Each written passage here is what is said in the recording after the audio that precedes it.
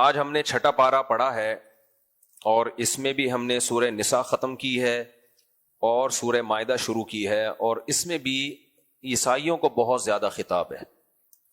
تو میں مسیحی برادری سے گزارش کروں گا کہ آپ سورہ مائدہ کا اور سورہ نساء کا بھی ضرور مطالعہ کریں، ورنہ کم از کم میرا یہ بیان ہی سن لیں جو آج میں ڈیلیور کرنے جا رہا ہوں. اللہ تعالیٰ نے اہل کتاب کو بہت عزت اور احترام کے ساتھ بار بار خطاب کیا ہے کہ مسیح علیہ الصلاۃ والسلام کی شان میں غلو مت کرو، جتنی حیثیت ہے اتنی ہی حیثیت رہنے دو. لقد کفر الذین قالوا ان اللہ هو المسیح ابن مریم، اللہ کہتے ہیں انہوں نے بھی کفر کیا جنہوں نے کہا اللہ اور مسیح ابن مریم ایک ہی ہیں، اور انہوں نے بھی کفر کیا. لقد کفر الذین قالوا ان اللہ ثالث ثلاثہ، کہ تین میں کا ایک اللہ ہے، انہوں نے بھی کفر کیا. اور اللہ نے فرمایا جس مسیح کو تم اللہ کے برابر قرار دے رہے ہو، جس سے تم مرادیں مانگ رہے ہو، جس کو تم دعاؤں میں پکارتے ہو، ان مسیح کی اپنی تعلیمات کیا تھیں؟ وہ یہ تعلیمات نہیں تھیں. وقال المسیح یا بنی اسرائیل اعبدوا اللہ ربی وربکم، حضرت مسیح دنیا میں آئے تھے تمہیں اللہ کی عبادت پہ لگانے کے لیے. ان کی تعلیمات یہ تھی میں اللہ کی عبادت کرو جو میرا بھی رب ہے اور تمہارا بھی رب ہے. اور تم جو یہ کہتے ہو بغیر باپ کے پیدا ہو گئے تو الوہیت ہے اس میں، ان میں معبودیت ہے. نا نا نا، اللہ کے فرماتے ہیں امہ صدیقہ، عیسیٰ ابن مریم کی ماں ایک پاکیزہ اور سچی عورت تھی وہ عورت ہی، الہ ہونے میں ان کا کوئی دخل نہیں ہے، تھی وہ ایک عورت، پاکیزہ خاتون تھیں. یہودیوں نے ان پہ الزام غلط لگایا ہے. کانا یاکلان الطعام، کیسی صاف آیتیں ہیں سورہ مائدہ کی. دونوں مل کے کھانا کھایا کرتے تھے، عیسیٰ بھی اور عیسیٰ کی ماں حضرت مریم بھی. معبود کھانے پینے کا محتاج نہیں ہوتا. اور یہ جو عیسیٰ ابن مریم کے ہاتھ پہ معجزے ظاہر ہوئے، مردوں کو زندہ کر دیا اور کوڑ کے مریضوں پہ ہاتھ رکھا تو شفا مل گئی، ایسے معجزے تو بہت سارے پیغمبروں کے ساتھ ہوئے ہیں. موسیٰ کلیم اللہ لاٹھی کو زمین پہ پھینکتے تھے، کیا بن جاتی تھی؟ سانپ. تو تم موسیٰ کو تو خدا نہیں مانتے، معبود نہیں مانتے. وجہ کیا ہے بھائی؟ اس لاٹھی کو سانپ بنانے والا کون تھا؟ اللہ تعالیٰ. یہ موسیٰ علیہ السلام کا کام نہیں تھا. تو عیسیٰ ابن مریم بھی جب مردے کو کہتے قم بإذن اللہ، اللہ کے حکم سے کھڑا ہو جا، تو اس میں جان عیسیٰ ابن مریم نہیں ڈالتے تھے، اس میں جان کون ڈالتا تھا؟ اللہ رب العزت. تو اللہ کی طاقت ہے. تو یہ سارے کام اللہ کر رہا ہے. عیسیٰ ابن مریم محتاج تھے، انسان تھے. قرآن کہہ رہا ہے مل مسیح ابن مریم الا رسول، مسیح ابن مریم ایک پیغمبر ہے، میسنجر آف گاڈ ہے. قد خلت من قبلہ الرسل، ان سے پہلے بھی بہت سارے پیغمبر گزر چکے ہیں. آدم گزرے، ابراہیم گزرے، اسماعیل گزرے، یعقوب گزرے، موسیٰ گزرے علیہم السلام. تم سب کو پیغمبر مانتے ہو، تو عیسیٰ ابن مریم بھی ایک پیغمبر ہیں. لا تغلو فی دینکم غیر الحق، دین میں جو ناحق چیز ہے اس کی ایڈیشن مت کرو. کتنی صاف واضح آیتیں ہیں.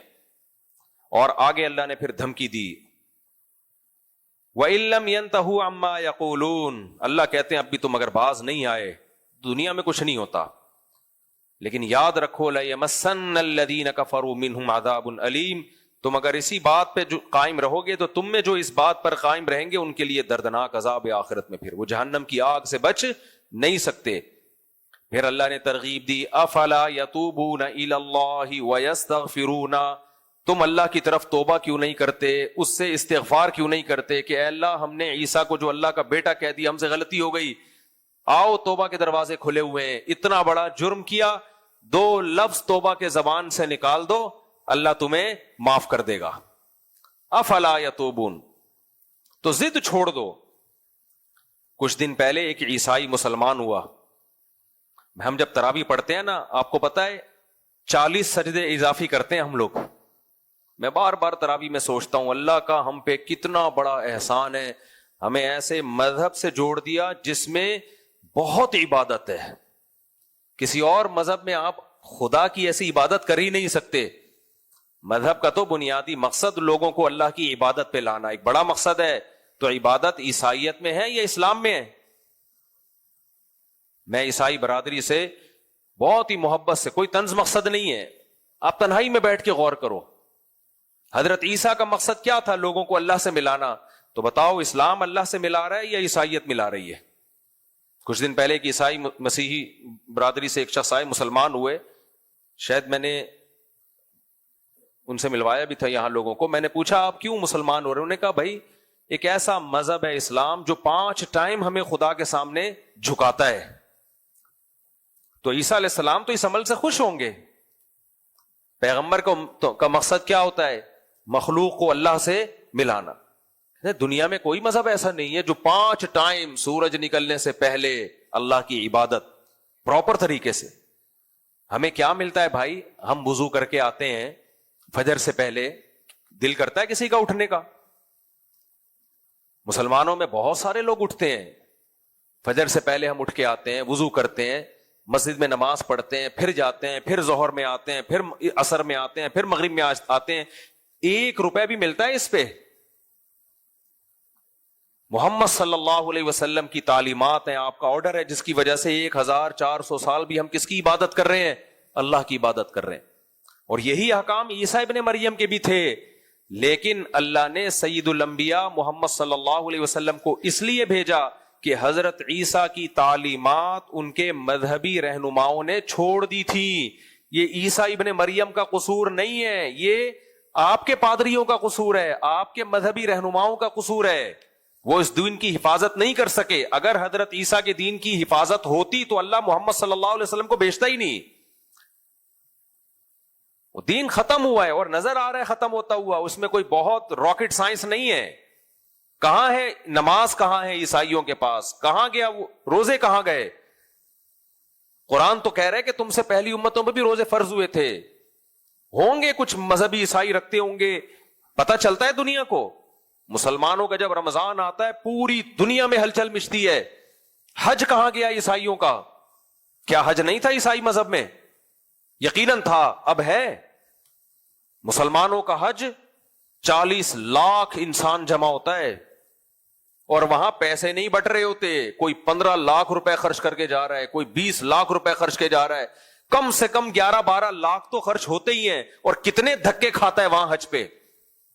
بڑے بڑے وی آئی پی لوگ, بڑے بڑے آفیسر, بادشاہ, وہ بھی ایک چادر اور 1-2 چادروں میں پسینوں میں گھوم رہے ہوتے ہیں وہاں بیت اللہ میں, اور صفا مروہ کی سعی کر رہے ہیں, اور کیسے دیوانہ وار پھر رہے ہوتے ہیں. کتنا ٹف کام ہے حج کرنا. کرتے کہ نہیں کرتے؟ اللہ کے گھر کی زیارت, اللہ کے گھر کا طواف. تو بھائی اسلام زندہ مذہب ہے. اس مذہب کی تعلیمات بتا رہی ہیں کہ محمد صلی اللہ علیہ وسلم کو اللہ نے بھیجا حضرت عیسیٰ کی تعلیمات کی تکمیل کے لیے, نیا مذہب دے کے نہیں بھیجا. جزیات میں تو اختلاف ہوتا ہے. جزیات کا مطلب قرآن میں یہی بتایا اللہ نے کہ اے محمد صلی اللہ علیہ وسلم, جیسے ہم نے موسیٰ کو بھیجا تورات دے کے, عیسیٰ کو بھیجا انجیل دے کے, آپ کو بھی ہم نے بھیجا قرآن دے کے, اور سب کی تعلیمات سیم ہے. سب کی تعلیمات کیا ہیں؟ کوئی نیا مذہب تھوڑی لائے ہیں, وہی عیسیٰ ابن مریم کی تعلیمات ہیں جو قرآن لے کر آیا ہے. ہاں زمانے کے لحاظ سے احکام میں کچھ فرق ہوتا ہے. لِكُلٍّ جَعَلْنَا مِنْكُمْ شِرْعَةً وَمِنْهَاجًا.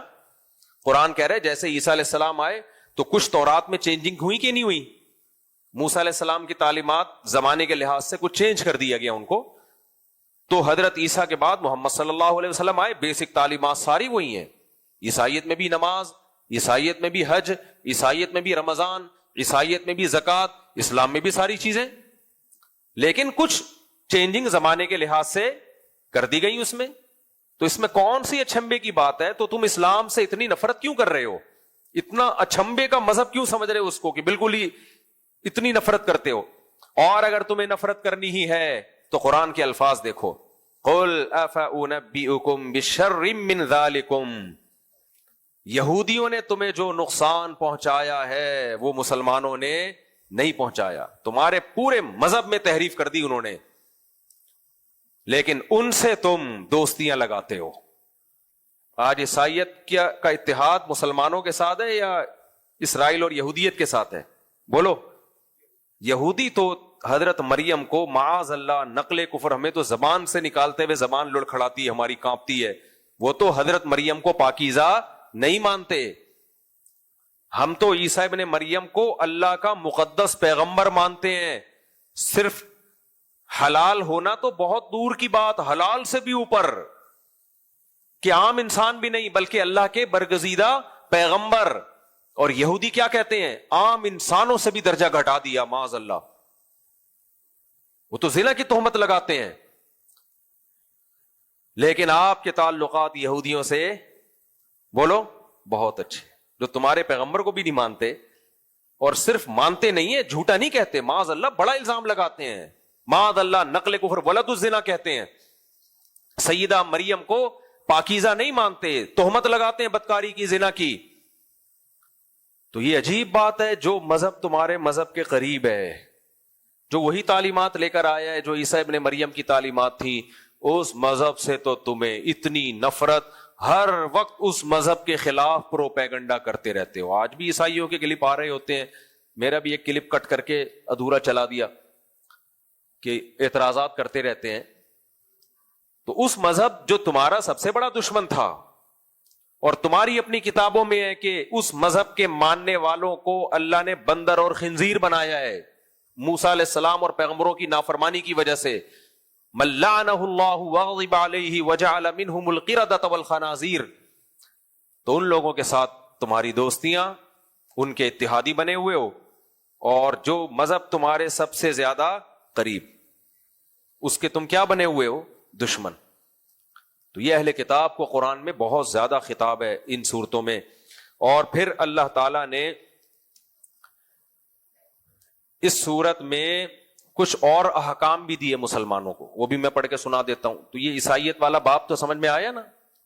نبی صلی اللہ علیہ وسلم نے خوشخبری دی، فرمایا اہل کتاب میں جو بھی اسلام لائے گا نا اس کو 2 اجر ملیں گے. ایک اجر تو اپنے پیغمبر پر ایمان لانے کا، اور ایک اجر محمد صلی اللہ علیہ وسلم پر ایمان لانے کا. تو یہ 2 اجر ملیں گے.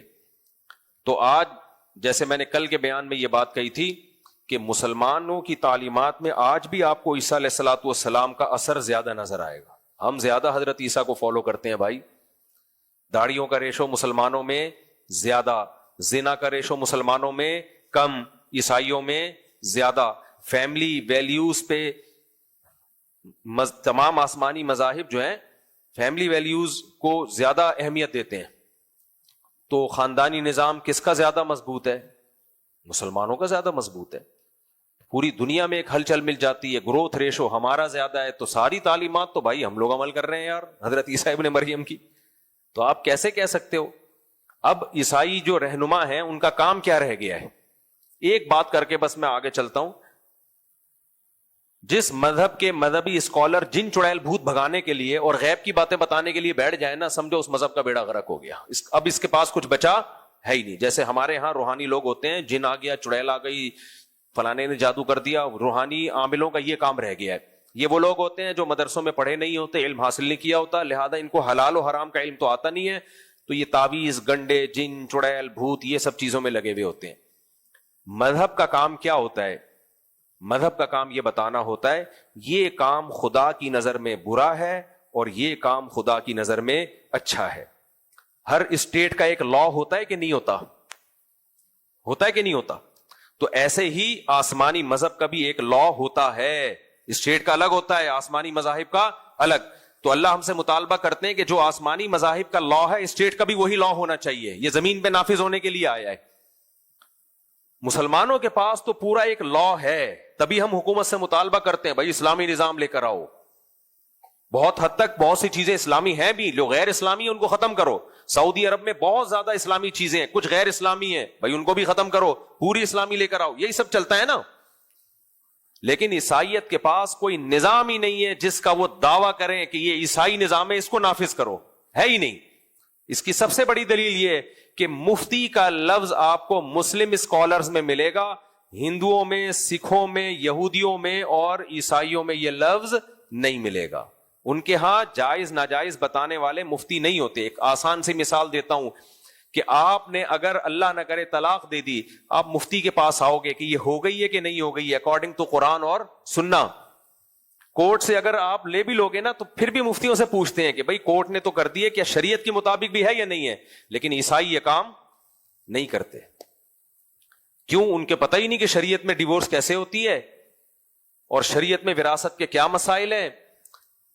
شریعت میں خرید اسلامک بینکنگ کا نام سنا ہوگا نا آپ نے، عیسائی بینکنگ سنی کبھی آپ نے؟ سنی آپ نے؟ ہر چیز میں اس کا آلٹرنیٹ اسلام کے پاس ہے، ہر چیز میں. تبھی لوگ یورپ امریکہ سے ہمیں فون کرتے ہیں، صاحب یہاں کی کورٹ کا یہ قانون ہے، اسلام کیا کہتا ہے اس بارے میں؟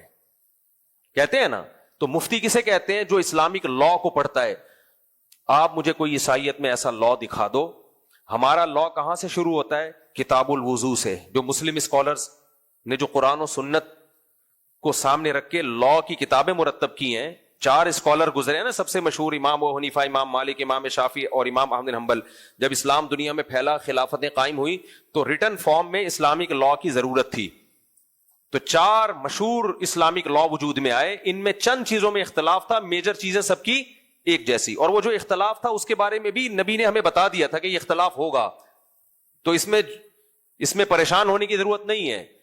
اس میں جو حق پر ہوگا اس کو 2 اجر ملیں گے، جس سے غلطی ہو گئی اس کو بھی اجر ملے گا. یہ بھی ہمیں نبی نے پہلے بتا دیا کہ اس اختلاف کو زیادہ ویلیو مت دینا، بلکہ اس اختلاف کا فائدہ یہ ہوگا کہ بعض دفعہ ایک زمانے میں ایک فقہ کا کوئی مسئلہ چلنا ممکن ہی نہیں ہوگا، تو دوسری کتاب سے تم سہارا لے سکتے ہو، کیونکہ قیامت تک آیا ہے نا.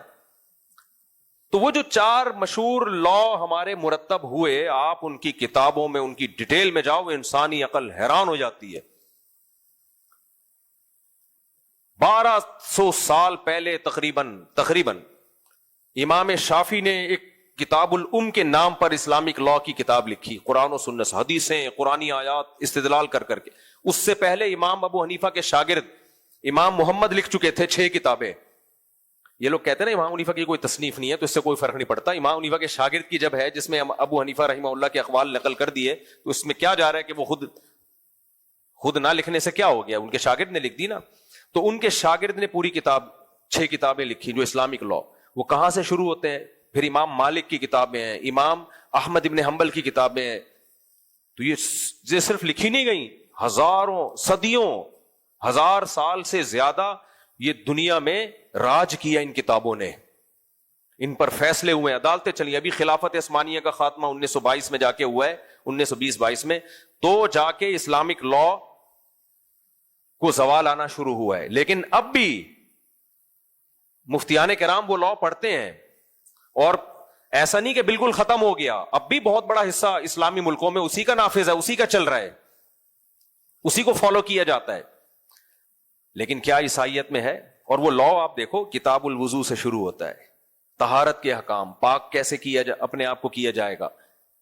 پھر اذان ہے، پھر نماز ہے، پھر زکوٰۃ ہے، پھر زکوٰۃ کے ڈیپ میں جا کے احکام، پھر روزہ ہے، پھر حج ہے، پھر ریاستی قانون ہے، کتاب الحدود ہے، سزاؤں کا باب الگ ہے، حدود کا باب الگ ہے، تعزیر کا باب الگ ہے، پھر عدالتی قوانین کا باب چیپٹر الگ ہے. اتنی فقہ کی کتابیں آپ لے کر آتے ہو نا اسلامی قانون کی.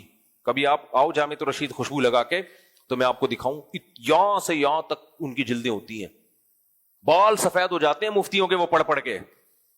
ایسے نہیں بن جاتے مفتی بیٹھے بیٹھے انہوں نے ٹیشن پڑھا، ایک چینل بنایا، چل بھائی پھینکتا رہے بیٹھ کے. تو اتنی بڑی بڑی کتابیں، پوری زندگیاں گزر جاتی ہیں. یہ روحانی علاج کے ٹوٹکے تھوڑی لکھے ہوتے ہیں ان کتابوں میں، اسلامی لا لکھا ہوتا ہے، قانون لکھا ہوتا ہے. تبھی مفتیوں کے پاس ہر مسئلے کا جواب ہوتا ہے.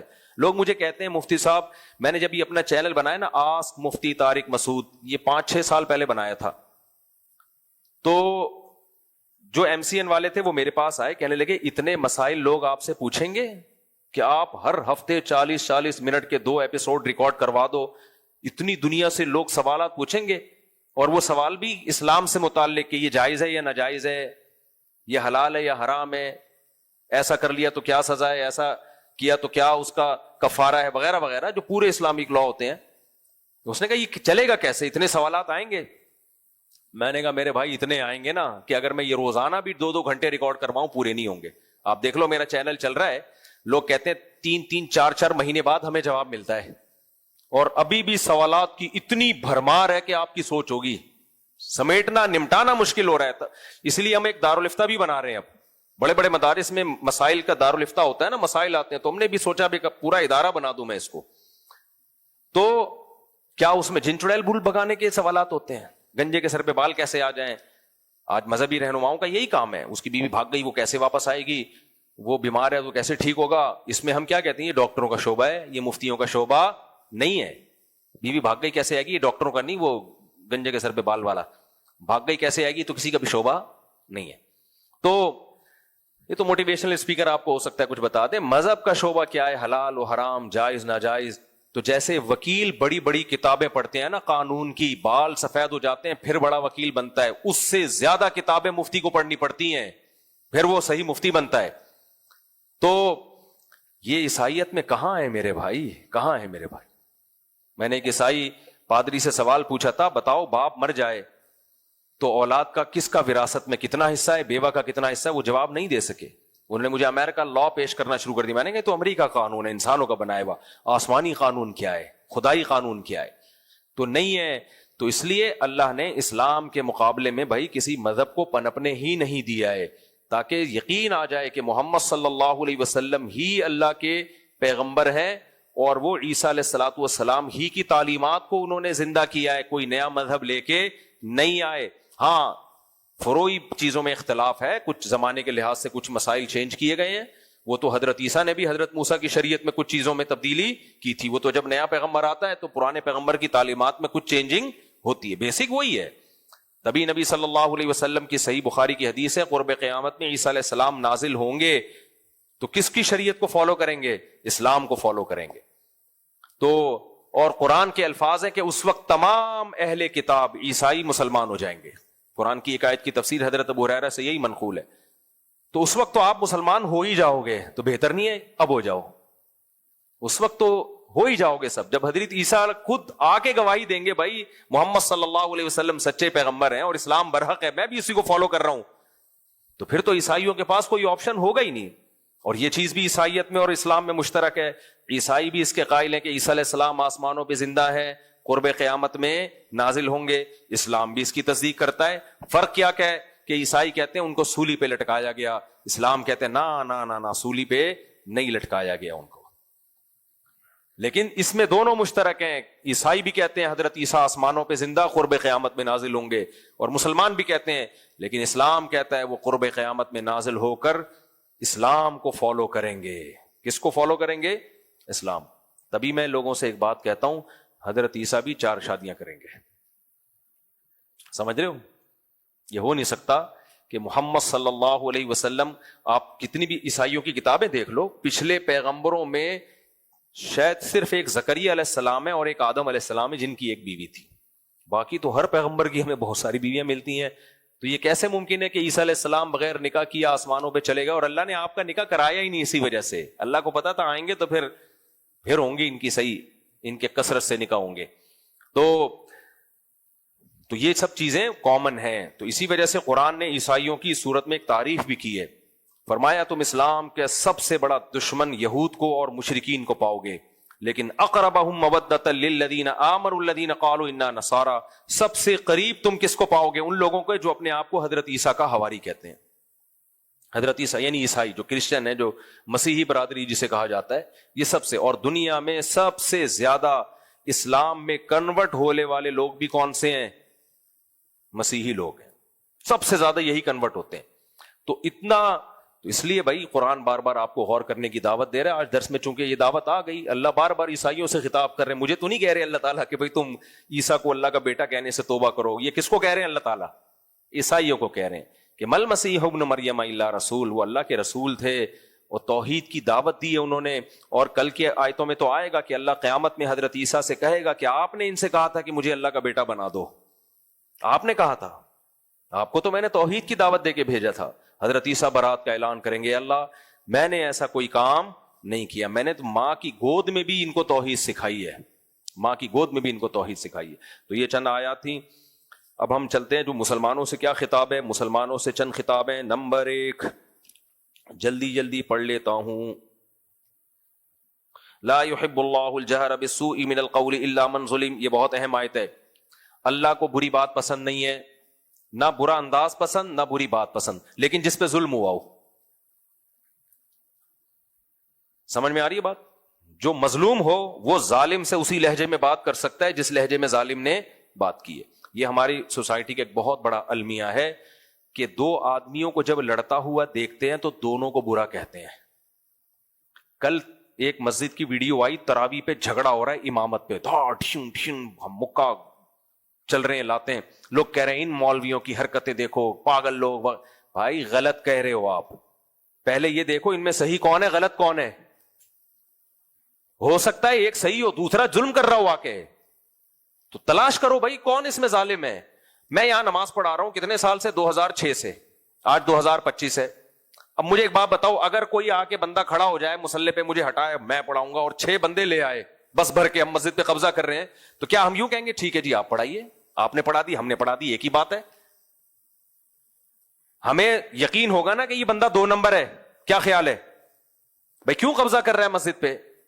نہ محلے والے آپ کو جانتے ہیں, کیوں بلا وجہ آپ پوری بس بھر کے لا کے بندے پہ گھسانا شروع کر دیے؟ ایک مسجد میں اتنے عرصے سے نماز ہو رہی ہے, تو نتیجہ یہی نکلے گا. آپ کہہ سکتے ہو کچھ بھی نہیں کرو, پولیس میں جا کے کمپلین کرو, جب پولیس میں جانے تک پورا قبضہ ہو چکا ہوگا, این ممکن ہے پولیس کو بھی اپنے ساتھ ملایا ہوا ہو. تو ایسے موقع پہ یہ فطری چیز ہے, نیچرل ہے, گتھم گتھا لڑائی مکے, ایسا ہی کرنا چاہیے کہ جو غلط آدمی گھسے اور قبضہ کر رہا ہو اس کو ڈنڈے مار کے باہر نکالو. تو ایسے موقع پہ پھر لوگوں کا تبصرہ, یہ دیکھو مسجد میں, یہ دیکھو. بھائی آپ یہ دیکھو ان میں صحیح کون ہے اور غلط کون ہے.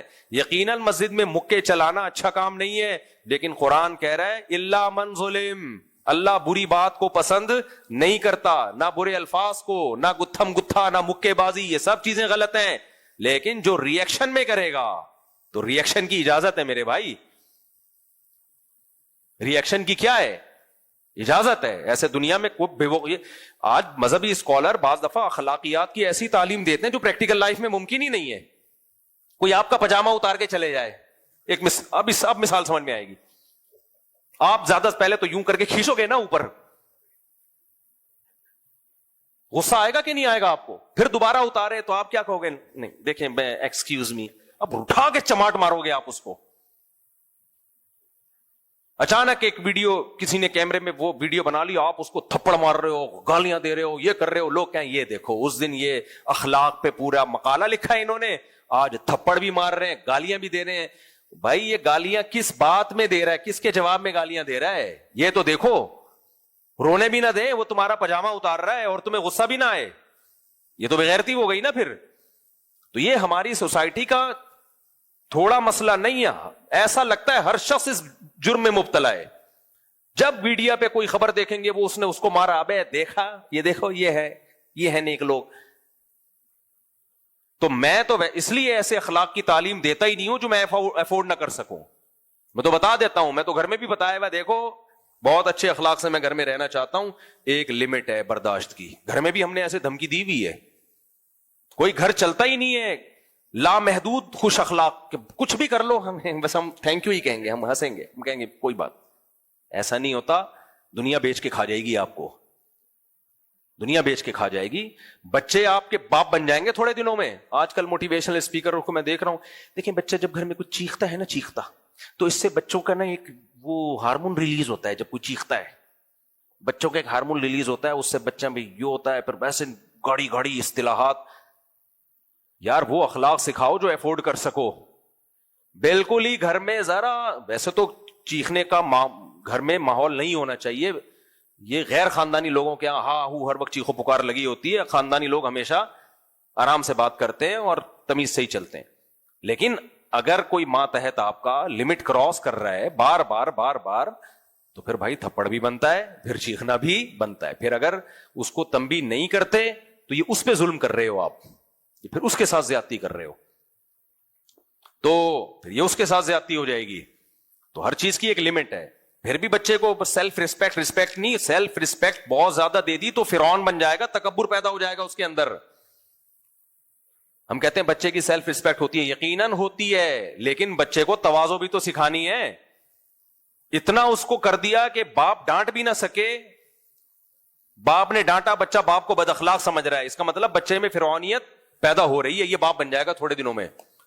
تو اخلاق اصل ہے, لیکن ہر چیز کی ایک لمٹ ہے, اس لمٹ کو کسی کو بھی کراس نہیں کرنے دینا چاہیے. اور دنیا کی کوئی حکومت اس غیر معمولی اخلاق پہ چلتی نہیں ہے. ہر حکومت نے پولیس بھی رکھی ہوئی ہے, جیل بھی رکھے ہوئے ہیں, سخت سخت سزائیں بھی رکھی ہوئی ہیں. بھائی کیوں نہیں کر لیتے؟ جاپانی تو اتنے پولائٹ ہوتے ہیں, اتنے اچھے ہوتے ہیں, چور کو پکڑو تو چنگ پانگ کر کے اس کو سمجھاؤ اور اس کو ہدیے دو, گفٹ دو تاکہ وہ چوری چھوڑ دے. بھائی جاپان میں بھی جیلیں ہیں, ملیشیا میں بھی جیلیں ہیں, امریکہ میں بھی جیلیں ہیں. وہ کہتے ہیں بھائی یہ ہم نے آپ کو بتا دیا, کتنے بڑے بڑے جرمانے لگتے ہیں دبئی میں, آپ سگنل توڑ دیتے ہو, سزائیں ملتی ہیں. تو گھر بھی ایک ریاست ہے, مسجد بھی ایک چھوٹی سی ریاست ہے. تو یہ نہیں ہوتا کہ کوئی شخص حد سے تجاوز کرتا چلا جا رہا ہے اور ہم کہیں کہ نہیں ہم نے تو اونچی آواز سے بات ہی نہیں کرنی ہے.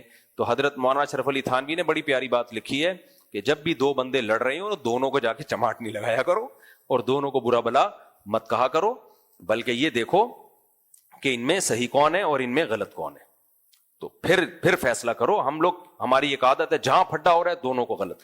تو اسی میں یہ آج کل جو نئے نئے مذہبی اسکالر آ رہے ہیں اور یہ کہہ رہے ہیں کہ وہ اس سے لڑ رہے ہیں, وہ مولوی اس کو کہتا ہے کافر, وہ کہتا ہے یہ کافر, وہ اس فرقے کو برا کہتا ہے, وہ اس فرقے کو برا کہتا ہے, لہٰذا یہ سارے غلط ہیں. یہ بھی بے وقوفانہ باتیں ہیں.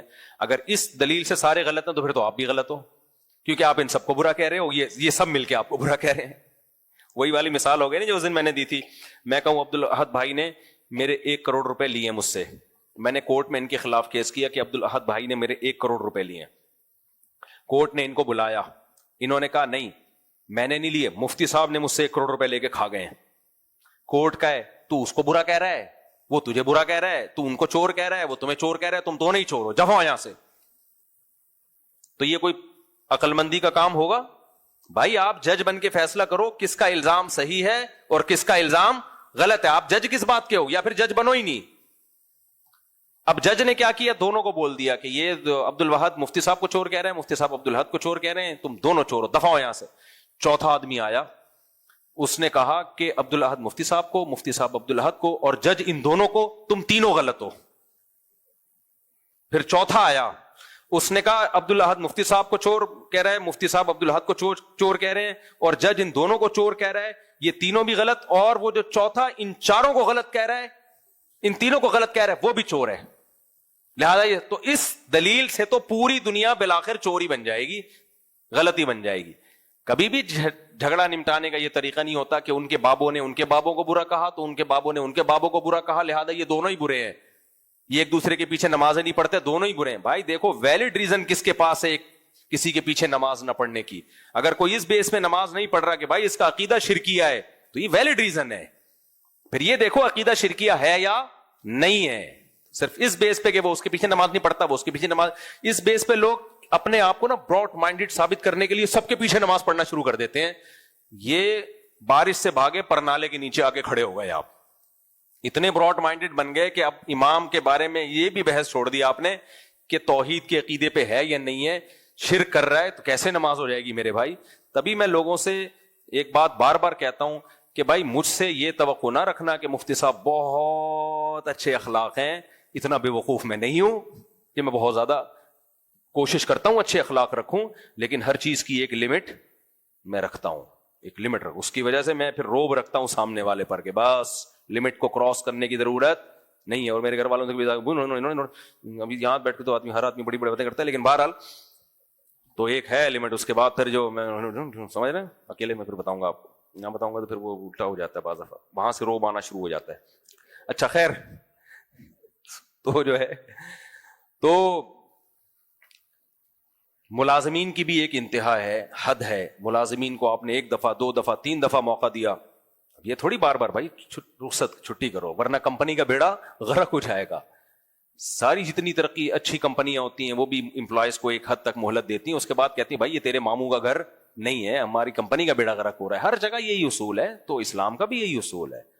دیکھو نبی صلی اللہ علیہ وسلم نے ایک صحابی کو, ایک شخص کو, صحابی نہیں سوری, ایک غیر مسلم کو پکڑا جاسوسی کرتے ہوئے. آپ نے حکم دیا اس کی گردن اڑا دو. اس نے کہا میری 6 بیٹیاں ہیں. نبی کو ترس آ گیا, یار 6 بیٹیوں کا کیا ہوگا, جرم بہت بڑا تھا. جاسوسی کس کی کر رہا تھا؟ نبی صلی اللہ علیہ وسلم کی. اور جاسوسی کا مقصد کیا تھا؟ آپ کو شہید کروانا. لیکن آپ نے اس کی بیٹیوں کا جب سنا تو چھوڑ دیا. اس کو شرم نہیں آئی, دوبارہ جاسوسی کے لیے آیا, پھر پکڑا گیا. پھر آپ نے اس کے حکم دیا گردن اڑانے کا. اس نے کہا کہ میری 6 بیٹیاں ہیں. آپ نے فرمایا لا یلدغ المؤمن من جحر مرتين, مسلمان کو ایک سوراخ سے 2 دفعہ نہیں ڈسا جا سکتا. یعنی اب بھی ہم اگر چھوڑ دیں تو اس کا مطلب کیا ہوا کہ ہمیں تیرا خیال ہے, اپنا خیال نہیں ہے, اپنے ساتھیوں کا خیال نہیں ہے. تو جاسوسی کر کے جائے گا, ہمارے ساتھی شہید ہو جائیں گے. ہم نے پہلے اپنے لوگوں کی جان بچانی ہے. تو یہ نبی کی سیرت میں بھی ملتا ہے. لا محدود نہیں ہے کہ بس سب بھائی لیڈر تو اس کو تھوڑی کہتے ہیں لیڈر, ہر چیز کی ایک لمٹ ہے. تو یہاں بھی اللہ نے بتایا کہ اللہ بری بات کو پسند نہیں کرتا, سخت لہجے کو پسند نہیں کرتا, لیکن جواب میں. کس میں؟ جواب میں, تاکہ لوگ تمہیں کھا نہ جائیں. تو اسی وجہ سے اللہ نے ہمیں غصہ بھی دیا. اللہ نے ہمیں خاص طور پہ مرد کو جو اللہ نے بھاری آواز دی ہے وہ اس لیے تاکہ گھر میں بیوی پر, استغفر اللہ,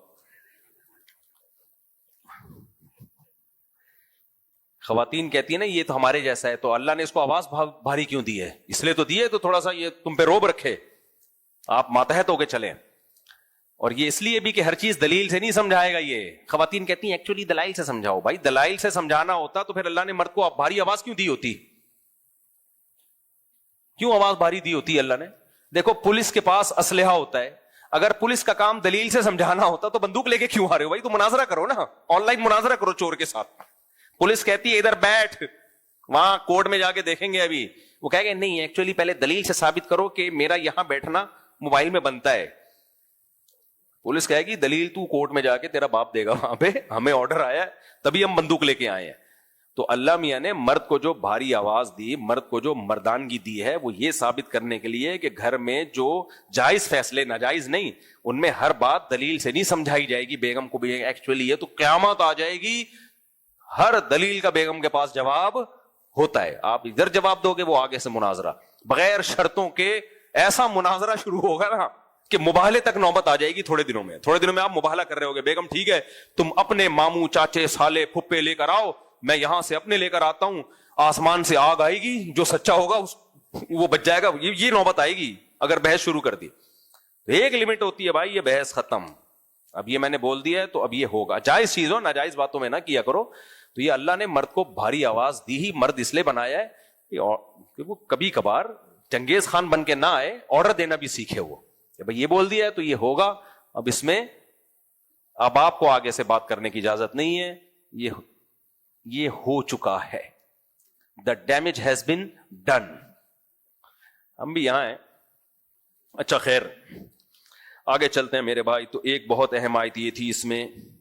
دوسری آیت یہ کہ اہل کتاب کے بیہودہ اعتراضات, کہ بھئی آسمان سے, یہودی عیسائی کہتے تھے آسمان سے کتاب نظر آئے, قرآن آئے, محمد صلی اللہ علیہ وسلم لیں. یہودی کہتے دیکھو تورات حضرت عیسیٰ علیہ السلام, حضرت موسیٰ گئے ہیں نا کوہ طور پہ لے کے آ گئے, تو قرآن بھی ایسا ہی آ جائے, یہ تھوڑا تھوڑا کر کے نازل کیوں ہو رہا ہے؟ تو اللہ نے فرمایا اس کا 2 جواب دیے. ایک تو صحابہ کو تسلی دی کہ ان کے بیہودہ باتوں پہ تنگ نہ ہوا کرو. وہ بہت زیادہ تنگ ہوتے تھے نا کہ بھئی ایسا ہی ہو جائے, اللہ پھر ایسا ہی نازل کر دے. اللہ اپنے طریقے سے نازل کر رہا ہے تھوڑی تھوڑی کر کے. تو دلیل سے جو اللہ نے جواب دیا وہ یہ کہ اے نبی, ان یہودیوں سے آپ کہیں کہ یہ تو اکیلے موسیٰ علیہ السلام ہیں جن کو ڈائریکٹ تورات مل گئی, اور کتنے پیغمبر پہلے ایسے گزرے ہیں جن کو تم بھی پیغمبر مانتے ہو, ان پر تو آسمان سے تھوڑی تھوڑی کر کے وحی نازل ہوتی تھی. انا اوحینا الیک کما اوحینا الی ابراہیم و اسماعیل و اسحاق و یعقوب, ہم نے آپ پر ایسے وحی نازل کی جیسے ابراہیم علیہ السلام پر, اسحاق علیہ السلام پر, یعقوب علیہ السلام پر, موسیٰ عیسیٰ علیہ السلام پر, اور کتنے سارے پیغمبر ہیں. ان سب پہ تو یہ تو اکیلے موسیٰ ہیں, تو ان پیغمبروں کو تم بھی تو مانتے ہو, ان کا تو تم انکار نہیں کرتے کہ ان کو پوری کتاب اچانک کیوں نہیں مل گئی. تو یہ تو بعض حکمتیں تھیں جس کی وجہ سے موسیٰ علیہ السلام کو کوہ طور پہ بلا کر پوری کتاب پکڑا دی گئی ہے. اور پھر جو صحابہ کو ٹینشن ہوتی تھی نا ان کے بیہودہ اعتراضات سے, تو اللہ نے صحابہ کو تسلی دی. فقد سألوا موسیٰ اکبر من ذلک, اے صحابہ اور اے نبی آپ یہودیوں کے ان اعتراضات سے پریشان نہ ہو. ان موسیٰ علیہ السلام کو تو ہم نے تورات دی تھی نا ان کے حساب سے, انہوں نے ان کو کون سا مان لیا تھا؟ جب یہ تورات ملی تو یہ کہنے لگے ہم اس وقت ایمان لائیں گے کہ ہم اللہ کو بھی اپنی آنکھوں سے دیکھیں کہ اللہ دے رہا ہے آپ کو کتاب, اللہ آپ سے ہم کلام ہو رہا ہے, اللہ آپ کو کتاب دے رہا ہے, پھر مانیں گے ہم. تو یہ اتنے ڈھیٹ لوگ ہیں, تو یہ نہیں ہے کہ ایسے آسمان سے کتاب آ جائے گی تو یہ سارے یہودی دائرہ اسلام میں داخل ہو جائیں گے. ان کا مقصد انکار کرنا ہے, ضد اور ہر دھرمی ہے. تو انکار جس نے قسم کھا لی ہو تو وہ تو کچھ نہ کچھ میخیں نکالتا رہے گا. تو آپ کو اپنے کام میں لگا رہنا چاہیے, ان کے بےہودہ اعتراضات سے پریشان نہیں ہونا چاہیے. اس میں ہمیں سبق کیا ملتا ہے؟ بھائی اگر ہم سیدھے راستے پہ چل رہے ہیں تو ہر اعتراض کرنے والے کے اعتراض کو لفٹ نہیں کرانی چاہیے, اور اس خوش فہمی میں نہیں رہنا چاہیے کہ اس کو اس اعتراض کا جواب مل گیا تو یہ اب نہیں کہ وہ کچھ اور نکال کے لے آئے گا, وہ کچھ اور نکال کے لے آئے گا. یہ ہمیشہ سے ہوتا آ رہا ہے, اور بہت احکام میں زبردست جلدی میں پیش کر دیتا ہوں. اللہ تعالیٰ نے اس میں کھانے پینے میں جو حلال چیزیں ہیں نا, گوشت میں جو حلال, ان کا بھی ایک اصول ضابطہ بیان کیا. آج یورپ امریکہ لوگ جاتے ہیں غیر مسلم میں سب چھوڑ چھاڑ دیتے ہیں, جو آیا کھا لیا, بسم اللہ پڑھ کے کھا لو, سب حلال ہے. ایسا نہیں ہے بھائی, بہت بڑی ٹینشن ہے غیر مسلموں میں حلال حرام کی فکر. تب پاکستان پھر ہمیں نعمت لگتا ہے, وہاں دیکھنا پڑتا ہے ہر چیز پہ. تو اللہ نے فرمایا حرمت علیکم المیتہ, ہر طرح کا مردار, الف لام کا ترجمہ بنے گا ہر طرح کا مردار تم پر حرام. جو جانور اپنی موت مر جائے, یعنی جس کو ذبح نہ کیا جائے, وہ سب کیا ہے؟ مردار. حدیث میں اس سے دو چیزوں کو مستثنی کیا ہے, احلت لنا میتتان السمک والجراد. آپ صلی اللہ علیہ وسلم نے فرمایا دو چیزیں, دو مردار حلال ہیں ہمارے لیے, ایک مچھلی اور ایک ٹڈی. وہ نہیں جو کھیتوں کو چٹ کر جاتی ہے ٹڈی, یہ حلال ہیں دونوں مردہ ہونے کے باوجود, یعنی ذبح نہیں ہوتے. یہ امام حنیفہ نے اسی سے استدلال کیا کہ سمندر میں صرف کیا حلال ہے؟ مچھلی. ٹھیک ہے, اختلافی مسئلہ ہے, لیکن اس میں امام ابو حنیفہ کا موقف بہت مضبوط ہے. آج لوگ فوراً کہہ دیتے ہیں کہ کیکڑا حرام ہے, اس کی کیا دلیل ہے؟ ایک ایک چیز کو پکڑ کے شریعت نہیں بتائے گی یہ بھی حرام ہے, یہ بھی حرام ہے, یہ بھی حرام ہے, یہ بھی حرام ہے. ایسا تھوڑی ہے, اصول اور ضابطے بیان کیے جاتے ہیں. اور وہ جو قرآن مجید کی آیت ہے احل لکم صید البحر وطعامہ, کہ سمندر کا کھانا اور اس کا شکار تمہارے لیے حلال ہے, اس آیت کا سیاق و سباق دیکھیں آپ. وہ احرام کی پابندیوں کو بیان کیا جا رہا ہے کہ جب تم احرام کی حالت میں ہو تو خشکی کا شکار تمہارے لیے حرام ہے, سمندر کا شکار تمہارے لیے حلال ہے. تو اس کا مقصد یہ نہیں ہے کہ سب کچھ حلال ہے, اس کا مقصد ہے کہ احرام کی پابندیوں کی وجہ سے جو شکار حرام ہوتا ہے اس کا وہ صرف خشکی کے جانوروں پر اس کا اطلاق ہوتا ہے, سمندر اور پانی کے جانوروں پر اس کا اطلاق نہیں ہوتا. ورنہ اگر اس آیت کا یہ مطلب ہوتا کہ سمندر کی ہر مخلوق حلال ہے تو پھر سب سے بڑا سوال یہ ہے کہ صحابہ تابعین میں کوئی ایک ضعیف روایت بھی نہیں ملتی کہ کسی صحابی نے یا تابعی نے مچھلی کے علاوہ کسی چیز کو کھایا ہو.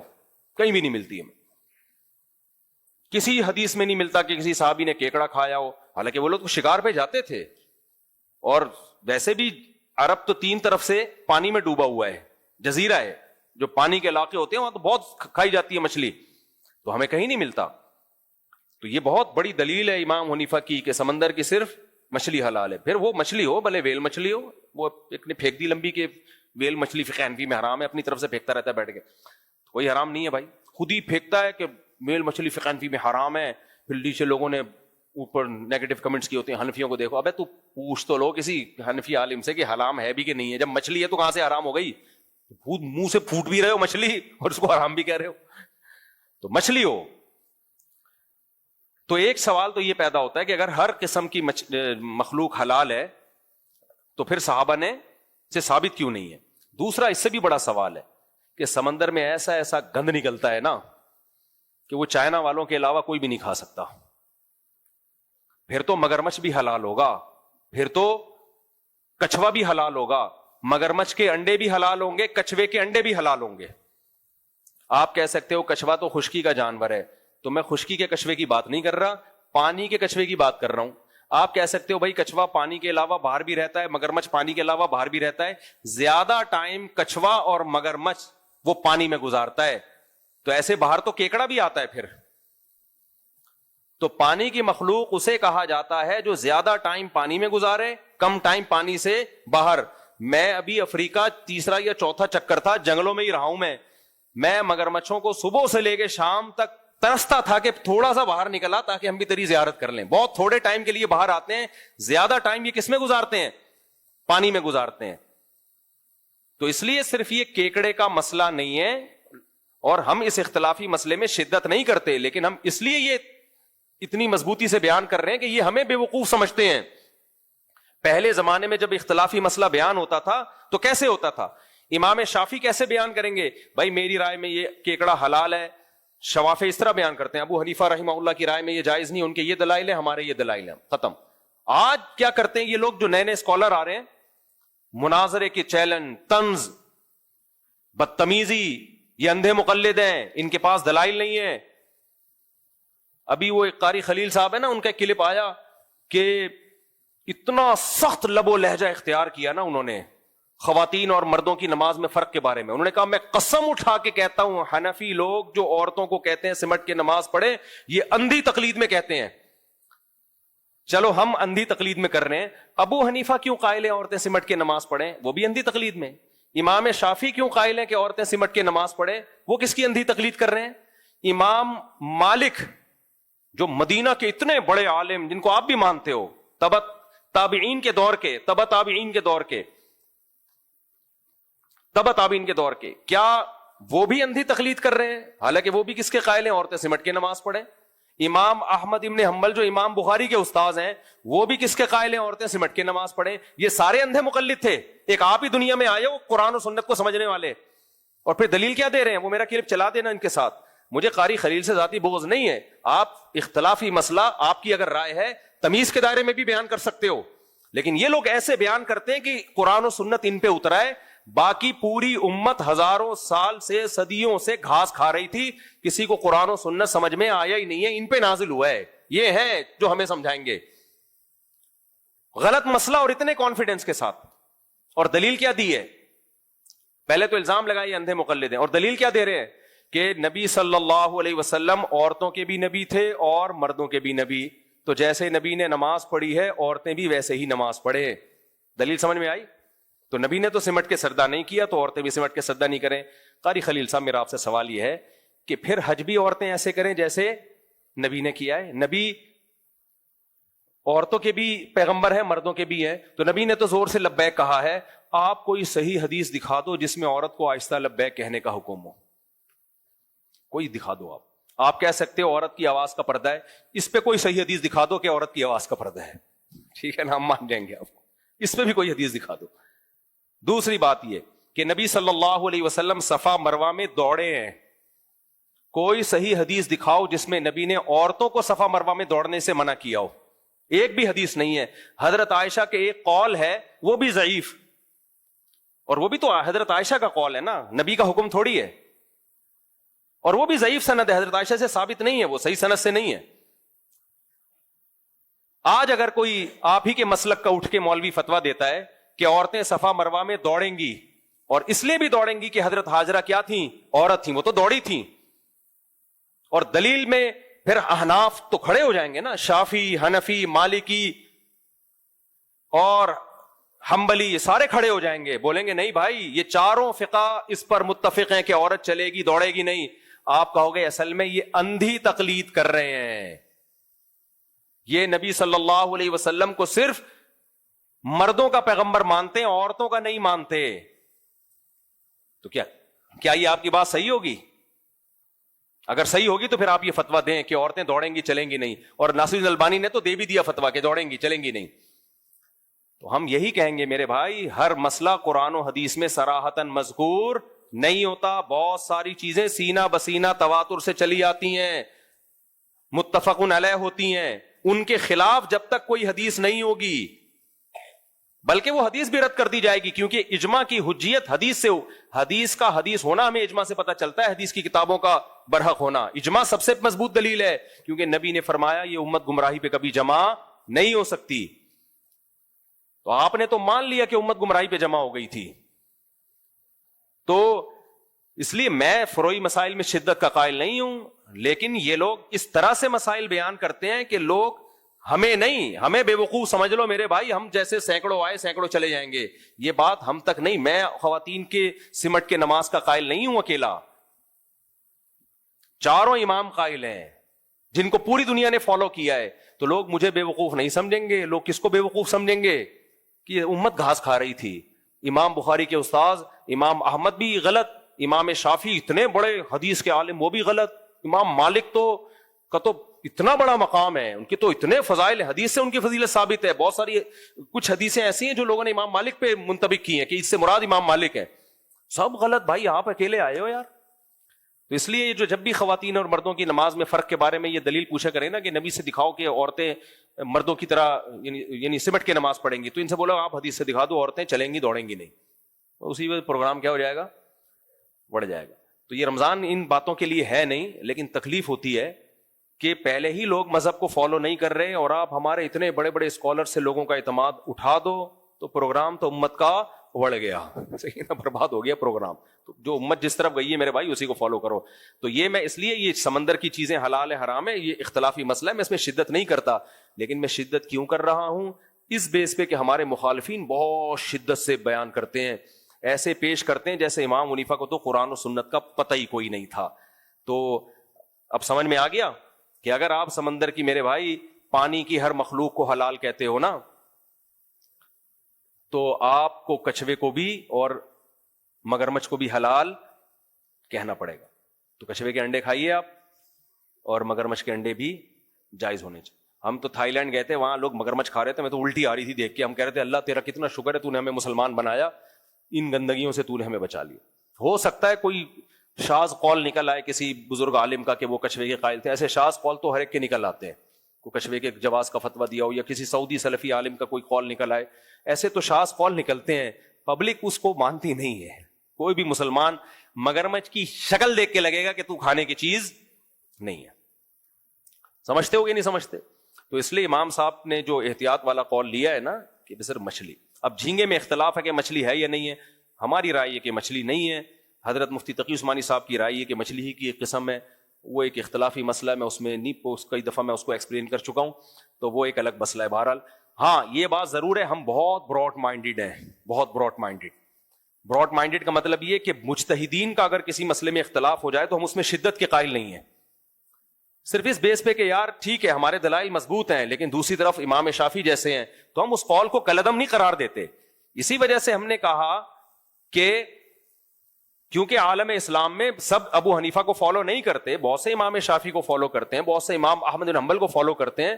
یہ ہے فرقواریت ختم کرنے کا طریقہ کہ ان کی رائے کا بھی احترام کیا جائے. تو اس رائے کا احترام ہے کہ احناف مچھلی کے علاوہ کسی چیز کو جائز نہیں کہتے, لیکن باقی سمندر کی مخلوق کی تجارت کو حلال قرار دیتے ہیں, کیونکہ اس کے اسلام ہی میں اس کے جواز کا قول بھی بہت سارے فقہا نے کیا ہے. تو ان کو آپ کالعدم نہیں قرار دے سکتے, کالعدم نہیں قرار دے سکتے. تو یہ ظرف آپ کو احناف میں ہی ملے گا. باقی جو آج کل مارکیٹ میں چل رہا ہے تو بس میری رائے ہے اور وہی صحیح ہے اور اس سے ذرا بھی انحراف نہیں کرنا اور دائیں بائیں نہیں جانا, ایسا نہیں ہوتا. ایسا کرو گے تو چند بے وقوف خوش ہو جائیں گے آپ کی باتوں سے, آپ کے نعروں سے. کوئی پڑھا لکھا آدمی کبھی بھی ان چیزوں سے متاثر نہیں ہوگا. اب ہم جلدی سے بس 2-3 آیتیں میں اور پڑھ لیتا ہوں. تو اللہ نے اس میں ہمیں بتایا مردار حرام ہے, خون حرام ہے, خنزیر کا گوشت حرام ہے, جس جانور پہ اللہ کے علاوہ کسی کا نام لے لیا گیا ہو, کسی بزرگ کے نام پہ ذبح کر دیا گیا ہو وغیرہ وغیرہ, وہ بھی حرام ہے. اور گلا گھونٹ کے جس جانور کو مار دیا وہ بھی حرام ہے. اور پتھر سے جس جانور کو مارا وہ بھی کیا ہے, حرام. والمتردیۃ, 2 جانور آپس میں لڑے اور مر گئے وہ بھی حرام. والمتردیۃ کا مطلب اوپر سے گرا, بعض دفعہ بکریاں پہاڑ سے گر کے مر جاتی ہیں وہ بھی حرام. والنطیحۃ, سینگ سے ایک دوسرے کو جانور نے مار دیا وہ بھی حرام. حلال کیا بچا پھر؟ اس آیت کی میں کل انشاءاللہ تفسیر بیان کروں گا, یہ بہت اہم آیت ہے. اسی میں مسئلہ آئے گا گولی کا شکار حلال ہے یا نہیں ہے, یہ بھی ایک اختلافی مسئلہ ہے.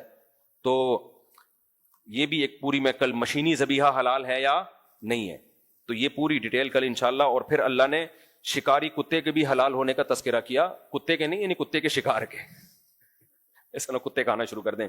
یسألونک ماذا قل احل لکم الطیبات وما علمتم من الجوارح, کہ جانور کو اگر سدھا لیا جائے, اس سے شکار کیا جائے تو وہ شکار بھی حلال ہے. یعنی کتا آپ نے بسم اللہ اللہ اکبر پڑھ کے جانور پہ بھیجا اور کتے نے اس جانور کو مار دیا تو اس کے دانت ہی چھری کے حکم میں ہوں گے. سمجھ رہے ہو؟ بشرطے کہ خود اس میں سے کچھ نہ کھایا ہو, کیونکہ اگر ایک بوٹی بھی خود کھا لی تو اس کا مطلب اس نے اپنے لیے مارا ہے, آپ کے لیے نہیں مارا. تو اب نہیں کھا سکتے آپ اس کو, کیونکہ کتوں کا بچا ہوا آپ کے لیے, آپ کتے نہیں ہو, آپ کیا ہو؟ یہ انسان کی شرافت ہے اللہ نے انسان کو عزت دی ہے کہ تم جانوروں کا شکار نہیں کھا سکتے.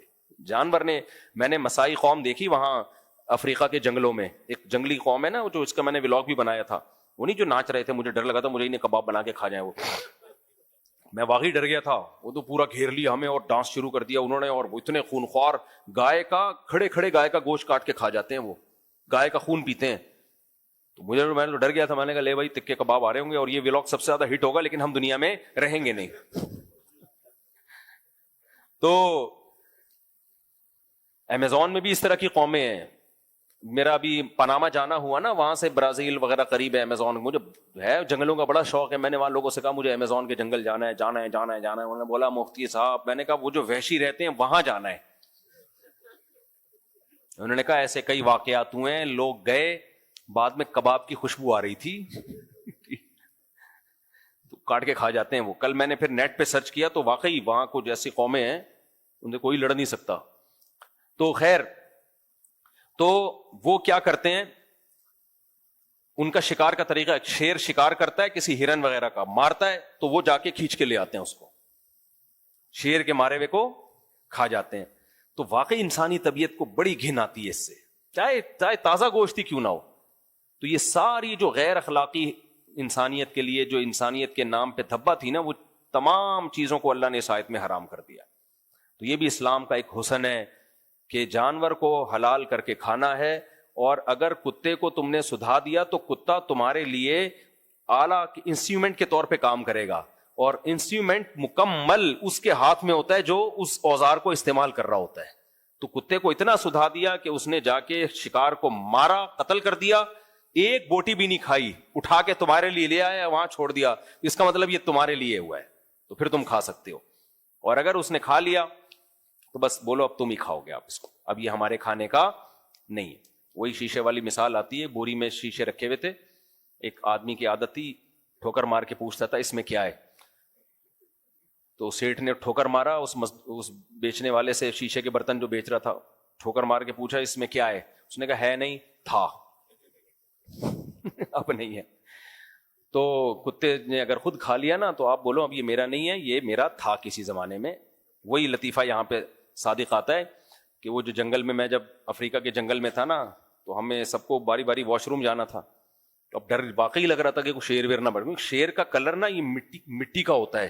یہ شیر ایسی چیز ہے کمبخت, بعد وہ قریب جاؤ تو آدمی کو نظر آتا ہے بیٹھا ہوا ہے, ان کے کلر بالکل وہی ہوتے ہیں.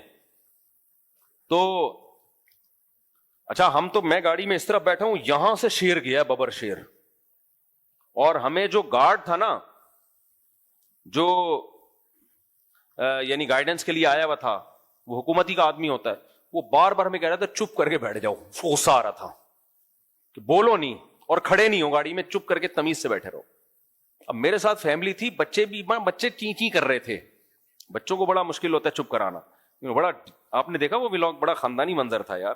ایسے شیر گیا ہے 1 ہفتے سے بھوکا.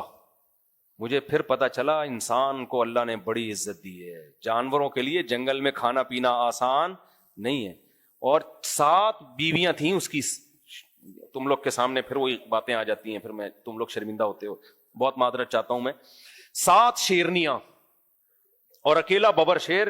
ہم تو 5-6 دن جنگل میں ٹھہرے نا, تو شیر ہی کی ایکٹیویٹیز دیکھ رہے تھے کہ کچھ کھائے تو صحیح. ہر شکار میں سو رہا تھا اس سے. تو کیا ہوا ہے, مغرب کی نماز کے بعد پھر وہ ہمیں جو گارڈ ہے نا, جو گائیڈنس کے لیے تھا, وہ ہمیں لے گیا گاڑی میں نا, کہ ان کے پاس وہ ہوتا ہے نا وائرلیس, تو اس سے ان کو اطلاعات مل رہی ہوتی ہے کہ وہاں ابھی شیر کچھ لگ رہا ہے, کچھ اس کو نظر آیا ہے. تو 2-4 بھینسیں آئے ہوئے تھے, تو شیر, ہم پہنچ گئے وہاں نا, بھینسیں ہمیں نظر آ رہے ہیں, ادھر شیر شیرنیوں کے ساتھ بیٹھا ہوا ہے.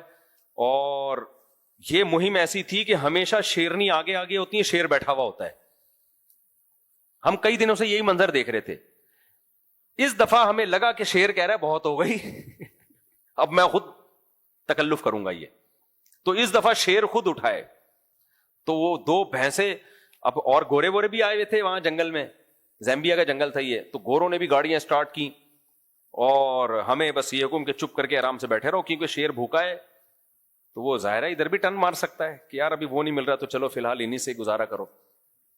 اچھا, یہ شیر کی نفسیات پتہ ہے کیا, وہاں لوگوں نے ہمیں بتایا کہ آپ جب گاڑی میں بیٹھے ہوتے ہیں نا, تو شیر پوری گاڑی کو ایک ذات سمجھ رہا ہوتا ہے, اس لیے وہ حملہ نہیں کرتا, الا یہ کہ آپ بہت زیادہ ہلنا جلنا شروع ہو جائیں گاڑی میں. تو یہ نفسیات ہے شیر کی, وہ گاڑی سے نیچے اترو گے تو حملہ کرے گا آپ پہ. گاڑی میں اس کو پوری گاڑی سمیت ایک عجیب سی جن نظر آ رہا ہوتا ہے کہ یہ کیا ہے, اس کا ایک روب ہوتا ہے شیر کے اوپر. تو ایسے نکل کے گیا ہے اور جو اس نے ڈائی ماری اور وہ بھینسیں بھاگ گئے. ہم نے گاڑی بھگائی, بھینسوں کو تعاقب کے لیے بھاگ گئے. تو یہ کچھ نہیں تھا منظر وہ دیکھنے والا تھا جو اب ہوا. شیر بیچارہ مایوس ہو کے نا 5-6 دن سے یہی ہو رہا تھا اس کے ساتھ, ایسے منہ نیچے اور پیچھے شیرنیاں خراما واپس. ہمارے دوست نے کہا بالکل ایسا لگ رہا ہے جیسے کسی کا جنازہ پڑھ کے واپس آ رہے ہوں. بالکل واقعی کوئی بہت لمبی واک کر کے جا رہے تھے. ہم بھی تھک گئے تھے, اب ہمیں واپس بھی آنا تھا. ہم نے کہا بھائی اب مر جائے تو بتا دینا, ہم آ کے جنازہ دیکھ لیں گے اس کا. جیسے ہی میں کراچی پہنچا ہوں, ہمارے دوست کا جو جنگل میں ہی تھے ان کی ویڈیو آئی, یہ 2 بھینسیں مارے ہوئے ہیں اور خود بھی توند بھر رہا ہے بیٹھ کے, اور لگڑ بگا اور وہ جو نہیں ہائنا وائنا سب آ کے بوفے چل رہا ہے, پورا بوفا سسٹم. محنت شیر کی ہوتی ہے اور فائدہ. تو وہ 3-4 دن میں نا ایک بوٹی بھی نہیں بچی تھی 2-3 بھینسوں کی, وہ مار دیا. تو مجھے لگا کہ بھائی اللہ کا بھی ایک نظام ہے, ان کو اتنا بھوکا رکھا لیکن اللہ نے اب ان کو بھی کھلا دیا. اللہ نے کہا چلو کھاؤ شاباش. بات پتہ نہیں کہاں سے چلی تھی, ہم کدھر کو لے گئے, یہ جنگل کہاں سے آ گیا, شیر کہاں سے. ہاں اصل تو یہ آئی تھی کہ وہ شیر کا بچا ہوا لکڑ بگا تو کھا سکتا ہے, ہائنا وغیرہ لومڑیاں بھی, انسان کو کھانے کی اجازت نہیں ہے. انسان کو اللہ نے حکم یہ دیا ہے کہ تم گراؤ گے بھی, ذبح بھی کرو گے, پھر خود بھی کھاؤ گے, شیروں کو بھی کھلاؤ. سمجھتے ہو کہ نہیں سمجھتے؟ تو اس پہ کچھ کل انشاءاللہ ہم بات کریں گے.